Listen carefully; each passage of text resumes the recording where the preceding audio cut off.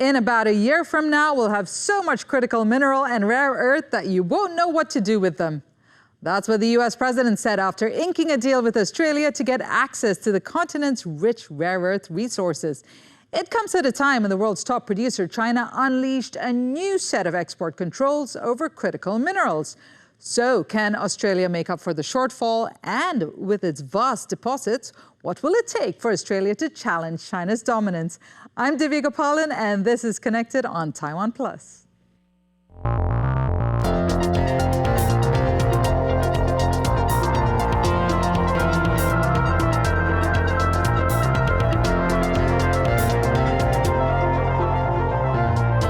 Understand Australia's partnerships, rare earths potential, and how it's leveraging its resources with advances in technology, we are joined by Mohan Yellishetty, Professor of Resources Engineering at the Department of Civil Engineering of Monash University in Melbourne, Australia. Great to have you on the program.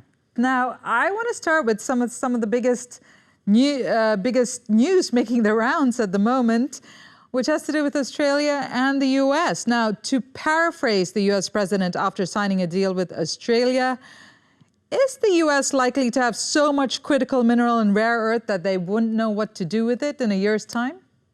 It's wonderful to be talking about something that's very, very topical, that everyone is interested, including President Donald Trump. So yes, Prime Minister Albanese and President Trump met a day ago in the DC, and then they discussed critical minerals. So as he rightly framed that in 10 years' time, world would be completely flooded with critical minerals, including rare earth elements. So probably I would take that with in a bit of lighter tone.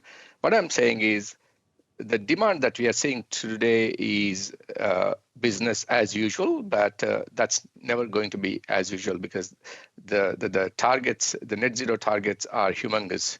And as every country is accelerating to achieve net zero and trying to mitigate climate disaster that is kind of on us, we are going to need to accelerate our adoption of renewable energy, meaning we're going to need a lot of critical minerals.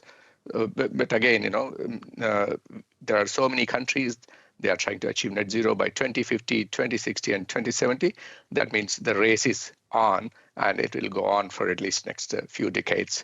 So the production that we are only trying to catch up now. That means there's so much to go as we continue to accelerate our decarbonization journey. Yeah, that's right. And also, just aside from renewable energy and clean energy, just everyday products that require rare earths and industries, I mean, that's all just set to grow.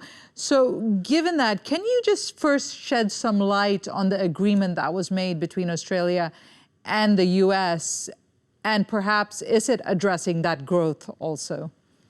Absolutely. So, in fact, last couple of days, I was talking to a lot of media groups and a lot of radio shows and so on. So what I'm saying, what I was kind of sharing with many of these people was, yes, this is a very welcome deal, although it is a bit delayed, but nevertheless, so everyone is trying to catch up. And the three important things that stand out in the deal are: one is Australian government will support Australian entities in trying to accelerate production and also approval processes, and also invest in Australian assets and also mining companies including processing. And then Australia and the United States will also jointly participate in some of the projects. And then US also will start supporting. It's not only bilateral, but also there's an angle of trilateral into this equation. For example, if you look at the US company, Alcoa has operations in Western Australia, where they produce bauxite and also the aluminum refineries and everything else. But also Sojito, which is a Japanese company. So there's a Sojito Alcoa joint venture to kind of extract gallium, which is one of the very key ingredient for most of the modern technologies, including semiconductors. Is one deal that was signed off. And then Arufura is a company which is based in Northern Territory, where there are, again, high potential rare earth project, where Australian government is going to invest $100 million as an equity into that. And then US also has a pipeline of $8.5 billion coming over the next decade or so into a number of projects. So all in all, it's a very welcome move, and it's a very timely, as you rightly in your opening remarks said, now China puts a lot of controls, so meaning that world has to find these important ingredients from elsewhere where they are available. And Australia happens to be a very lucky country with a lot of huge endowment of minerals, including a number of critical minerals that are going to be needed. But at the same time, it's also very trusted and reliable supplier, and where ESG standards are one of the best in the world. And speaking of those controls from China, in October, China imposed more restrictions on rare earth exports, this time barring shipments to foreign militaries, and also expanding the controls to 12 elements. What would you say are the most immediate risks from that to global supply chains and militaries? And absolutely, again, I've written quite a lot about it. If you look at the U.S. and Pentagon, they 80% of their supplies depend on what China supplies to them.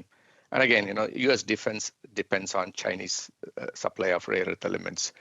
So that's just a fraction of what we are facing in the world at the moment. But there are so many other things, the decarbonization and electrification, electric vehicles, and everything else that, as you rightly said, white goods, all the technology that we're going to need. So humongous amount of these raw materials are going to be needed. But when you have got supply restrictions, meaning everything will be at risk, everything will be at disruption, because without them, pretty much you can't make some of these, including semiconductors, which are highly contested, as you can realize.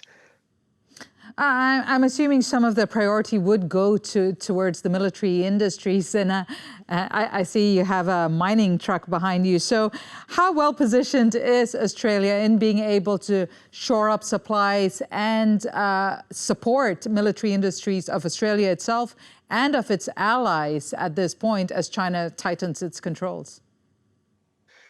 Yep, that's again a great question to kind of begin with. There's so much of potential in Australia. Again, I relate that back to, if you look at the electric vehicles or electrification itself. So there are about, even batteries, there are about 10 elements that are deemed to be very critical for that industry. For example, battery storage, energy storage. And Australia is blessed. Australia is the most blessed country. Australia has all 10 elements in abundance.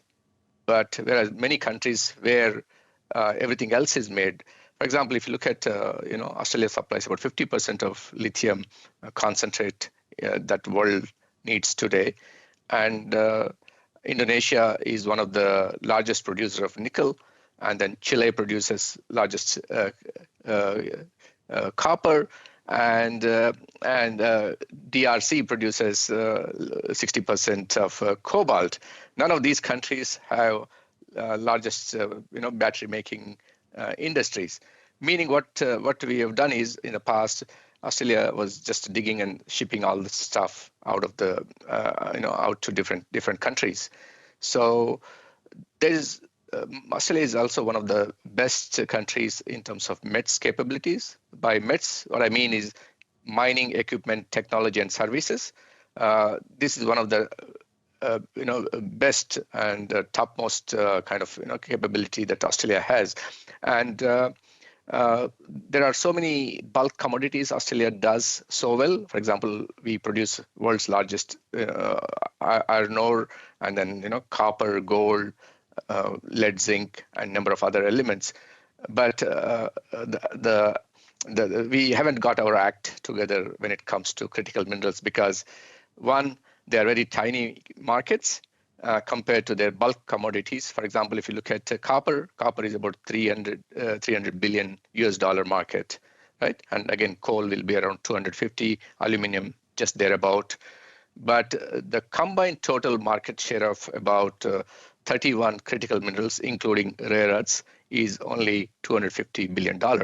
So that shows that how small, how tiny these markets are, and hence the big companies, like Rios and BHPs or Fortescue Metals, they were never interested in this game. So hence this was left to juniors and mid-tiers, and where again the capital was one of the major problems, and also the markets are undercut every now and then because China enjoys monopoly in this. So again, it's to their advantage. They make the rules, and hence there was not so much of kind of uptake as far as critical minerals production is concerned. Yeah, putting that dollar value on the market really puts it into perspective. But it also puts Australia in an interesting position because China is one of its biggest customers when it comes to its critical minerals offerings and products. But at the same time, it still also has to balance its relationship with its allies like the US, as we've seen. How's Australia managing to do that, or are they managing to do that? Yeah, again, that's a great question. So, as I said earlier, Australia does, excellent job when it comes to bulk commodities. As I said, iron ore, copper, lead, zinc, gold, and number of even coal, coking coal, and thermal coal, everything else, right? And the bigger players in mining of these commodities, like whether it is base metals or precious metals, are not interested in the tiny markets that critical minerals offer, because their market capitalization, the combined total market capitalization, is only 250 billion or less than 250 billion dollars. So I think there's a clear-cut separation when it comes to what the bigger companies are interested in compared to what these mid-tiers and juniors are interested. So in that case, there's quite a clear bifurcation of acts together in this space, if I may say so. Okay, I want to move away from the geopolitics and bring it down to the actual elements and minerals. I mean, firstly, but before we continue, can you give us some context? I mean, one of the reasons the rare earth industries in many countries didn't take off is the environmental impact in both mining and refining. And for our audience, could you first explain what that environmental impact, or what governments were wary about at one point before this mad rush for rare earths? Yep. Again, it's not just rare earths per se, but by and large, mining was a curse to most countries. In a sense, the historic practices of mining were very brutal, that we have not really taken good care of the ecosystems in which they operate. By and large, mining is considered a bit destructive, but noting that everything that the human civilizations are going to need will come out of mining. So everything that you see in around my room and around your room, the studio, pretty much everything has to come out of mining. So anything that is not natural must come out of mine, as we say in the mining industry, right? So generally, there is a bit of that stigma attached to mining, because you are moving a huge part of the earth, and then you are reshaping the landscape, and you're disturbing the ecosystem, cutting the trees, and disturbing the groundwater profiles, and so on and so forth. That is because what happens is, let me just give you a comparative study or a comparative example. Typically, when you're talking of gold as a commodity, you get about 5 to 10 grams of gold when you dug up about a ton of rock, right? Meaning there is so much of enrichment factor that it goes through, from that 10 grams per ton to 1,000 grams per ton. So you need to bring that purity levels in gold. That means it has to go through a lot of processing stages where you will use a lot of reagents, a lot of crushing, and a lot of grinding, and then you have something called tailings, which you'll have to discard. So this is going to be a huge localized environmental issue when it comes to dealing with mining as such. But then when you come to, for example, most critical minerals and rare earths, the story is even more complex, because these are available in far lesser concentrations compared to bulk commodities like copper, lead, zinc, or precious metals like gold, silver, and platinum, etc. Meaning that the enrichment factor is far higher. That means you'll have to do processing and separation. A large amount of energy has to be spent. Number of reagents have to be used, meaning that you're going to create more environmental damage compared to base metals or precious metals. So by and large, and most importantly, what you are going to use lot of chemicals, chemical reagents, which are high intensity acids for leaching, and then you have to separate the metals from the gangue, which is not so important in the mix, meaning the disposal problem and the emissions. And also in some rare earth projects, we are also facing the problem of thorium, which is a radioactive element. So that's another problem. And in some instances, you have got hexavalent chromium, which also has got the carcinogenic impacts in the local environments. For example, if by accidental means, if that gets into groundwater systems or surface water systems, then you will have consequential effects going number of years after the mining has ceased to operate in that particular area. So by and large, that's a kind of scale that you're looking at. Right. So that could of critical minerals. So that could explain why China refines 85% of the world's rare earths. Given that, does that mean that China will continue being the place that will refine most of the world's rare earths? Or are there innovations that are coming online that will help countries like Australia mitigate some of those disastrous impacts that we're seeing currently from the current practices? No, absolutely, you're spot on. So the beauty of R&D, research and innovation, is that we continue to evolve. In the past, our recovery rates from mining and milling were quite low, and our efficiencies of recovery were quite low as well, meaning we have discarded a lot of high grade deposits of today's of our contemporary world back then. But thanks to research and innovation, we were able to come up with excellent ways to kind of mitigate some of that, and also extract high value products from better recoveries, high efficiencies, and low energy intensity. That made mining industry kind of survive. Although on a number of occasions, I keep saying that if you look at the decline in ore grades with time has been a common feature when you talk about mining industry.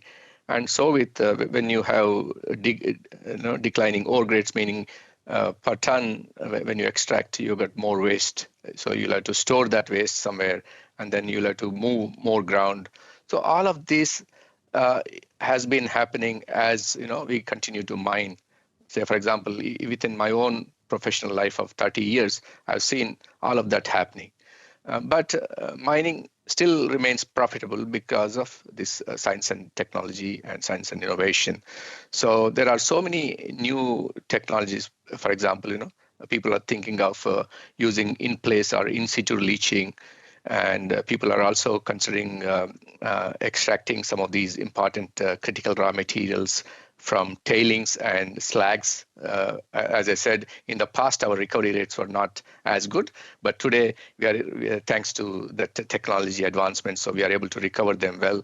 And then there are technologies where you do not have to use high intensity acids, inorganic acids.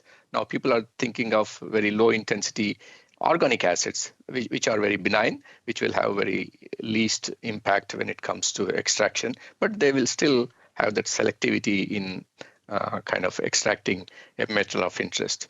And there are even technologies where electrokinetic electrokinetic in situ recovery also is being thought of as a way to go forward, and including there are biological technology, biotechnological means by which people are also trying to extract, for example, using proteins, which will have minimum damage or minimum impact on the environment while extracting them profitably and with sensitivity to the ecosystems in which they operate. So, by and large, yes, yes, there are so many innovative technologies that are forthcoming, which will result in better practices. I'd like to refer to perhaps some of the research and development you're currently involved in, and to the Indian flag that is behind you. Can you tell us what kind of R&D projects or what India and Australia are currently trying to partner in when it comes to researching the future of rare earths, or getting more, I guess, environmentally friendly rare earth supplies? Yep. So now that after both India and Australia have signed comprehensive economic economics and economic and trade agreements, there's so much of impetus that has been kind of given to this emerging area, wherein people have realized that multilateralism or bilateralism is the best way forward. And from that point of view, so number of universities in Australia, including Australian CSIRO, has put forth a number of scholarships, fellowships in the areas, and then started partnering with IITs and research laboratories in India, wherein they are having specific areas. For example, recycling is one of the areas where people are working on using deep eutectic solvents. As I said, the lexiviants that we used to use in the past used to be high intensity inorganic acids. So now we are thinking of better ways to kind of extract them. And then I myself kind of co-founded Australia-India Critical Minerals Research Hub. The main motivation that I drew from was a Chinese Society for Rare Earths, which was established in 1980s, which stands as a strong professional base where China has built a successful and thriving critical mineral industry today. So the dominance of China does not come just as a fluke or luck, but they consistently and with a vision, they invested in this, and hence today we have got they've got that tremendous capability in that niche area.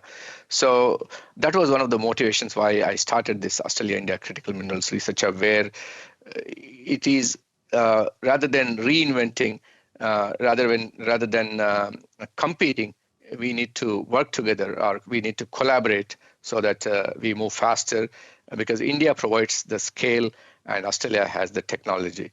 So that's where probably, from an idea to scale up, we can reduce times, from the beginning if we start teaming up on some projects. And that's exactly what's happening in a number of areas. I'm looking forward to hearing the innovations that come out of that. But this has been such an interesting and informative conversation. But before we go, I just want to round up our discussion with Taiwan and talk about what Taiwan can do. You know, Taiwan relies heavily on critical minerals for its industries, but does not have Australia's the level of Australia's deposits or refining or production in any way, not even a fraction. One of the alternatives that's been touted was deep sea mining, rare earth deep sea mining. Can you give us just a very quick sense of what Taiwan's options are and whether deep sea mining is the way to go? And that's again an interesting question because, as you had alluded earlier, even with terrestrial mining itself, we are grappling with a number of environmental concerns and issues. As I said, we need to first of all get these ores and minerals out of the ground and then process them through using chemical reagents, and energy, of course, is one of the major thing. And at the same time, you'll have to deal with the stuff after processing, which is the tailings, because that's also a big problem worldwide as we speak. So while mining companies and governments are grappling with the issues with terrestrial mining, now deep sea mining, of course, is offering a new area of hope, if I may say, when it comes, for example, for many countries who do not have reserves of many of these metals or critical minerals, they are resorting to deep sea mining, or even people are talking of mining on Mars and mining on a number of other planets. But overall, my take on that are at least what literature suggests is the economic feasibility is yet to be established of this, and there are also a lot of environmental risks, significant environmental risks, and of course, because there is also a lack of comprehensive regulation when it comes to how do we extract, how do we process, and there are so many things. Undersea ecosystem could be impacted. So there are, amid so many concerns, probably currently it is limiting, because even Japan has had tried in the past, because they found huge reserve of rare earth elements, but I don't think it has gone any further than just being a concept at this stage, because there are again environmental issues, there are no proper regulations, and territorial waters, who will mine what part of it, and of course the environmental concerns are one of the biggest things there.